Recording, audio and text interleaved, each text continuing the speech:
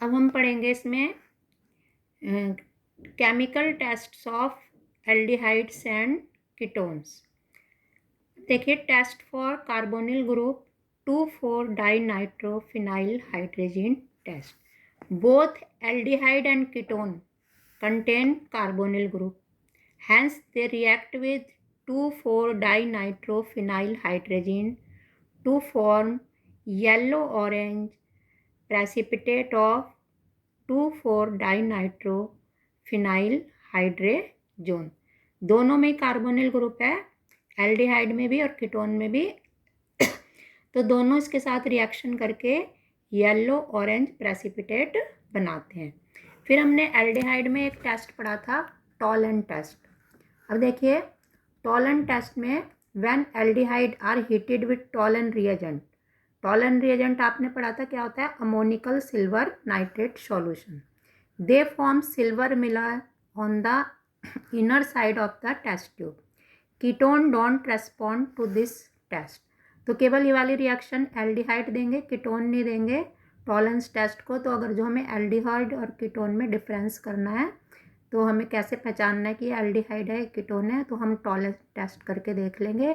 अगर silver mirror बन रहा है तो वो एल्डिहाइड है, अगर जो नहीं बन रहा तो वो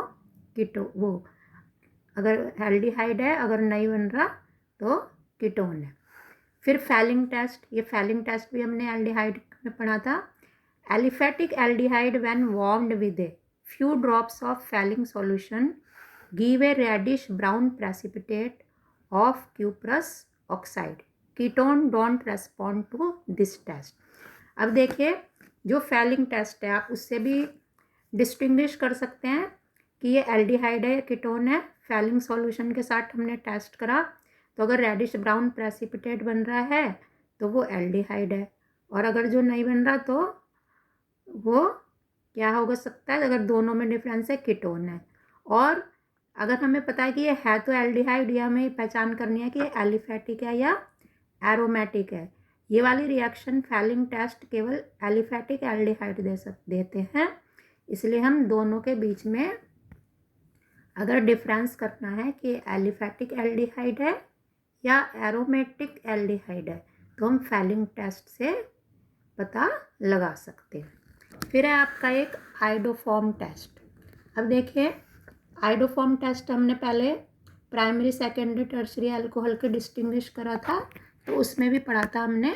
तो ये जो आपका आइडोफॉर्म टेस्ट है, इसमें एसिटल्डिहाइड, एसीटोन और any ketone which is having 1 CH3 group when heated with alkaline solution of iodine form yellow coloured precipitate of iodoform. तो अगर एसिटल्डिहाइड हो या एसीटोन हो और या एनी कोई कीटोन हो जिसमें क्या हो, एटलीस्ट 1 CH3 ग्रुप होना चाहिए, वही आइडोफॉर्म टेस्ट आप ये देते हैं। फिर देखिए, test for carboxylic acid. Carboxylic acid के लिए टेस्ट देखिए, सबसे पहले हमारा लिटमस टेस्ट। लिटमस टेस्ट आपको पता है, एक ब्लू लिटमस होता है, एक रेड लिटमस होता है। तो अगर जो aqueous solution of carboxylic asset turns blue litmus red, अगर आपका एसिड है तो वो क्या करेगा, ब्लू लिटमस को रेड कर देगा। लेकिन phenol also gives this reaction. Alcohol don't respond this test. Phenol तो देते हैं ये वाली रिएक्शन, लेकिन अल्कोहल नहीं देते हैं। तो अब हमें कंफर्म किससे करेंगे? सोडियम बाइकार्बोनेट टेस्ट से। तो हम क्या करेंगे, एसिड की रिएक्शन किसके साथ कराएंगे? सोडियम बाइकार्बोनेट के साथ कराएंगे।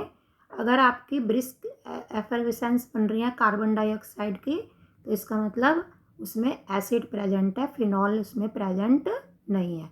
Phenol and alcohol does not give this test. फिर ester formation test. Acid on heating with alcohol give a small amount of sulfuric acid, a fruity smell of ester is obtained। तो इस reaction से हमें पता चलता है कि इसमें ये भी कार्बोक्सिलिक एसिड का टेस्ट है, लेकिन इस रिएक्शन को अल्कोहल की देते हैं। फिर आपको distinguish between formic acid and acetic acid. Acetic acid और फॉर्मिक एसिड के बीच में आपको डिफरेंस करना है, तो हम किससे करेंगे? टॉलेंस रिएजेंट टेस्ट से। जो हमारा फॉर्मिक एसिड है, formic acid reduces Tollens reagent to metallic silver, but acetic acid does not. लेकिन एसिटिक एसिड उसको रिड्यूस नहीं करता है। तो इससे हम पता लगा सकते हैं कि ये फॉर्मिक एसिड है या एसिटिक एसिड है। फिर एक है HgCl2 test. Formic acid reduce HgCl2 to give white precipitate of Hg2Cl2, while acetic acid does not give this test। Formic acid तो देगा ये टेस्ट, इससे वाइट प्रेसिपिटेट बन जाएगा मर्क्यूरस क्लोराइड का, लेकिन एसिटिक एसिड इस टेस्ट को नहीं देगा।